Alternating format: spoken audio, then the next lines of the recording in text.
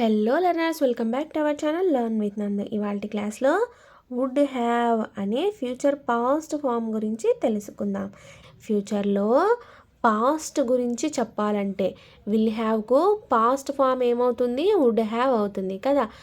Future form చెప్పాలంటే will హ్యావ్ను ఉపయోగిస్తారు. ఫ్యూచర్లో పాస్ట్ గురించి చెప్పాలంటే ఈ వుడ్ హ్యావ్ను ఉపయోగిస్తారు. విల్ హ్యావ్కు తెలుగు మీనింగ్ ఏమవుతుంది? కలిగి ఉంటాను అని అవుతుంది కదా. సో ఆ విల్ హ్యావ్కు ఫ్యూచర్ పాస్ట్ ఫామ్ చెప్పాలంటే వుడ్ హ్యావ్ అవుతుంది. ఆ వుడ్ హ్యావ్కు తెలుగు మీనింగ్ కలిగి ఉండి ఉంటాను అని అవుతుంది. ఈ వుడ్ హ్యావ్ ఏ సబ్జెక్ట్కైనా మీరు యూస్ చేయవచ్చును. ఫ్యూచర్లో పాస్ట్ గురించి చెప్పడానికి ఈ వుడ్ హ్యావ్ను ఉపయోగిస్తారు. అర్థమైందా లెర్నర్స్? ఇప్పుడు ఈ వుడ్ హ్యావ్కు సంబంధించి కొన్ని ఎగ్జాంపుల్స్ చూద్దాం. నేను ఒక కారును కలిగి ఉండి ఉంటాను. ఫ్యూచర్లో నేను కారుని కలిగి ఉండి ఉంటాను అని ఈ వాక్యం యొక్క అర్థం. నేను ఇంగ్లీష్లో ఏమంటారు? ఐ అని అంటారు. ఒక కారును అనేదాన్ని ఇంగ్లీష్లో ఏమంటారు? ఏ కార్. కలిగిండి ఉంటాను అంటే కలిగి ప్లస్ ఉండి అనేది ఇక్కడ పాస్ట్ని తెలుపుతుంది. ఉంటాను అనేది విల్లు తెలుపుతుంది. విల్కు పాస్ట్ ఏమవుతుంది? వుడ్ అవుతుంది కదా. సో కలిగిని ఇంగ్లీష్లో ఏమంటారు? హ్యావ్ అని అంటారు. ఫైనల్గా దీనికి ఇంగ్లీష్లో ఏమంటారు? వుడ్ హ్యావ్ అని అంటారు. కలిగి ఉండి ఉంటాను అనేదాన్ని ఇంగ్లీష్లో ఏమంటారు? వుడ్ హ్యావ్ అని అంటారు. ఇంగ్లీష్ సెంటెన్స్ ఫార్ములా యూజ్ చేసి ఈ వాక్యాన్ని ఇంగ్లీష్లో రాసినట్టయితే I would have a car అని అవుతుంది ఈ వాక్యానికి ఇంగ్లీష్ సెంటెన్స్. అర్థమైందా లెర్నర్స్? రేపు తీసుకుంటున్నట్టయితే I would have a car tomorrow అని అవుతుంది. ఇంగ్లీష్ సెంటెన్స్ ఫార్ములా ఏమిటి? Subject plus helping verb plus main verb plus object కదా. ఐ అనేది ఇక్కడ సబ్జెక్ట్ అవుతుంది, ఫస్ట్ పర్సన్ సింగులర్ అవుతుంది. వుడ్ హ్యావ్ అనేది ఫ్యూచర్ పాస్ట్ వర్బ్ అవుతుంది. ఏ కార్ టుమారో అనేది ఇక్కడ ఆబ్జెక్ట్ అవుతుంది. We would have a company after 1 year. 1 year తర్వాత మేము ఒక కంపెనీని కలిగి ఉండి ఉంటాము అని ఈ వాక్యం యొక్క తెలుగు అర్థం. మేము 1 సంవత్సరం తర్వాత ఒక కంపెనీని కలిగి ఉండి ఉంటాము అని ఈ వాక్యం యొక్క తెలుగు అర్థం. వి అనేది ఫస్ట్ పర్సన్ ప్లూరల్ అవుతుంది, సబ్జెక్ట్ అవుతుంది. వుడ్ హ్యావ్ అనేది ఫ్యూచర్ పాస్ట్ వర్బ్ అవుతుంది. ఏ కంపెనీ ఆఫ్టర్ 1 year అనేది ఇక్కడ ఆబ్జెక్ట్ అవుతుంది. You would have banana.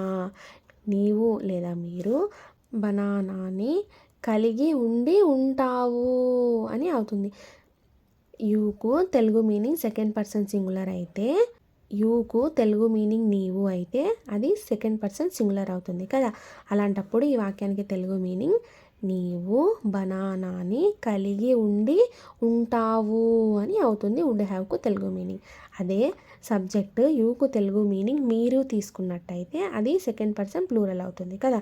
Second person plural అయినప్పుడు ఈ వాక్యానికి తెలుగు మీనింగ్ మీరు బనానాను కలిగి ఉండి ఉంటారు అని అవుతుంది.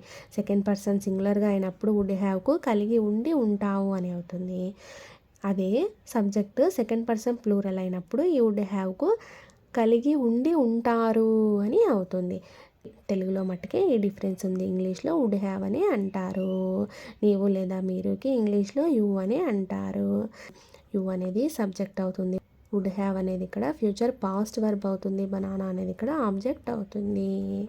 ఈ వాక్యానికి ఇంకో మీనింగ్ కూడా వస్తుంది. హ్యావ్ అంటే తినటానికి ఉపయోగిస్తారు అని కూడా మనం చెప్పుకున్నాం కదా.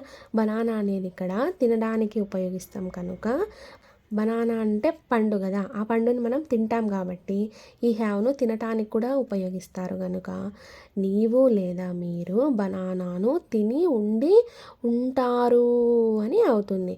సబ్జెక్టు నీవుగా తీసుకున్నట్టయితే ఈ వాక్యానికి తెలుగు మీనింగ్ బనానా తిని ఉండి ఉంటావు అని అవుతుంది. అదే సబ్జెక్టు మీరుగా తీసుకున్నట్టయితే యూకు తెలుగు మీనింగ్ మీరు బనానాను తిని ఉండి ఉంటారు అని అవుతుంది.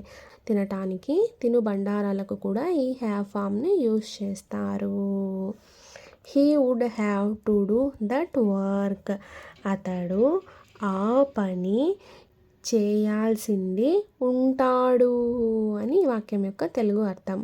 అతడు ఆ పని చేయాల్సి ఉండి ఉంటాడు అని ఈ వాక్యం యొక్క తెలుగు అర్థం. హీ అనేది సబ్జెక్ట్ అవుతుంది, థర్డ్ పర్సన్ సింగులర్ అవుతుంది.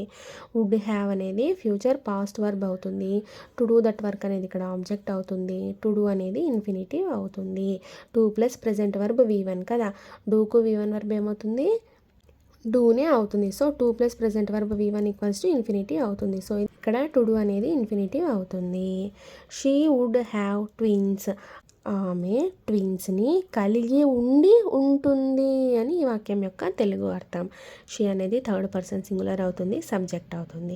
వుడ్ హ్యావ్ అనేది ఫ్యూచర్ పాస్ట్ వర్బ్ అవుతుంది. ట్విన్స్ అనేది ఇక్కడ ఆబ్జెక్ట్ అవుతుంది. I would have my salary early, నేను నా శాలరీని ఎర్లీగా అంటే తొందరగా కలిగి ఉండి ఉంటాను అని ఈ వాక్యం యొక్క తెలుగు అర్థం. అంటే నాకు తొందరగా శాలరీ వచ్చి ఉంటుంది అని ఈ వాక్యం యొక్క తెలుగు అర్థం. వచ్చి ఉండి ఉంటుంది అని ఈ వాక్యం యొక్క తెలుగు అర్థం. ఐ అనేది సబ్జెక్ట్ అవుతుంది. వుడ్ హ్యావ్ అనేది ఫ్యూచర్ పాస్ట్ వర్బ్ అవుతుంది. మై శాలరీ ఎర్లీ అనేది ఇక్కడ ఆబ్జెక్ట్ అవుతుంది.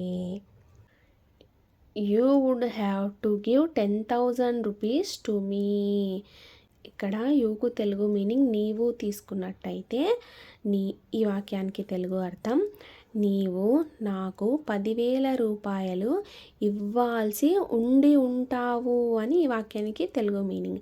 అదే ఇక్కడ సబ్జెక్టు యూకు తెలుగు మీనింగ్ మీరుగా తీసుకున్నట్టయితే సెకండ్ పర్సన్ ప్లూరల్ అవుతుంది కదా సబ్జెక్ట్.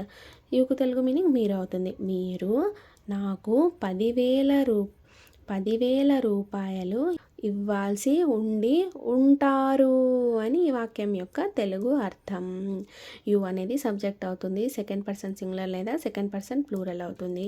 వుడ్ హ్యావ్ అనేది ఫ్యూచర్ పాస్ట్ వర్బ్ అవుతుంది. టు గివ్ 10,000 రూపీస్ టు మీ అనేది ఇక్కడ ఆబ్జెక్ట్ అవుతుంది. టు గివ్ అనేది ఇక్కడ ఇన్ఫినిటివ్ అవుతుంది.